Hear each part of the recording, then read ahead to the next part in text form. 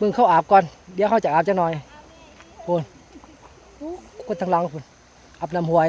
น้ำมันเย็นน้ำกันเลยออกงานตั้งแต่4 โมงกว่าตั้งแต่4 โมงพากันมาอาบน้ำอาบแบบนี้มันจะอิ่มอาบน้ำแบบนี้เขาเลยว่าเขาได้ล้างต้นล้างตัวเขาแบบว่าสบายไปทันซะอาบน้ำอิ่มเข้าใจว่าอาบน้ำอิ่มโลดนี่หนทางมาแต่บ้านอันนี้นี่หนทางมาแต่บ้านก็นี่หนทางสิออกสวนตัวนี้หนทางสิไปทางหมอนเขาเก็บกาแฟ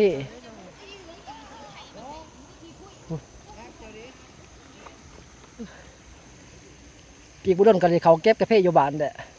แต่ว่าเขาเก็บกาแฟตัวนี้ให้มันแหลวก่อนอยู่ทางนอกนี่เก็บกาแฟให้มันแหลวเขาก็เข้าไปในบ้านมันดีมันก็สบายเลยบ้านนี้น้ำอาบก็สบายอันช่วงนี้อันคลิปตลกอันเช้าก่อนช่วงนี้อันบ่มีโอกาสลงเลยช่วงนี้มันอาจจะสถานการณ์บ่ค่อยสิเอื้ออำนวยปานใดเดี๋ยวเมื่อฮอดบ้านจะค่อยกันใหม่เนาะฝนกำลังหยุดตก2 มื้อนี้ฝนกำลังหยุดตกตั้งแต่เริ่มมาอาทิตย์1อาทิตย์ปลายฝนตกตลอดบอดคอยบอดแห้งบางมื้อก็แห้งบางมื้อก็คอยบางมื้อก็บ่ได้เฮ็ดงานแค่ครึ่งมื้อ